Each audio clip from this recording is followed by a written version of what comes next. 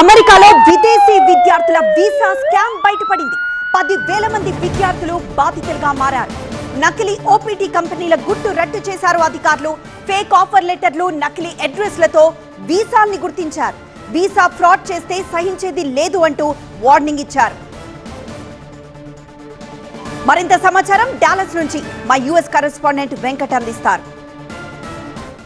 America వన్లో ice వారు ఒక అతిపెద్ద ఫ్రాడ్ ని క్రాక్ చేయడం జరిగింది. అదే OPT fraud. Optional practical training అంటారు దీన్ని. స్టూడెంట్స్ F1 వీసా మీద వచ్చిన తర్వాత వారికి అవకాశం క్రియేట్ చేస్తూ ఆప్షనల్ ప్రాక్టికల్ ట్రైనింగ్ దాదాపు సంవత్సరం నుంచి రెండు సంవత్సరాల దాకా స్టెమ్ ఓపీటీ కానీ స్టాండర్డ్ ఓపీటీ బేసిస్ మీద వీరికి అవకాశం క్రియేట్ చేయడం జరుగుతుంది. అయితే ఇందులో భాగంగా ఈ యొక్క స్టేటస్ ని మెయింటైన్ చేయడానికి గాను కొన్ని కంపెనీస్లో వెళ్ళి వీరు స్టూడెంట్స్ వెళ్ళి వర్క్ చేయాల్సి వస్తుంది ఆ ప్రాక్టికల్ ఎక్స్పీరియన్స్ కోసం.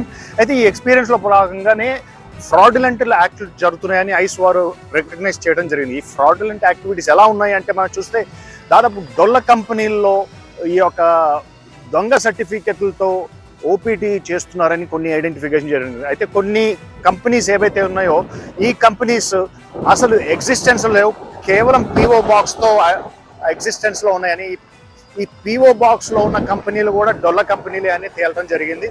ఇందులో దాదాపు 10,000 మంది ఓపీటీ స్టూడెంట్స్ని ఐడెంటిఫై చేయడం జరిగింది ఐస్.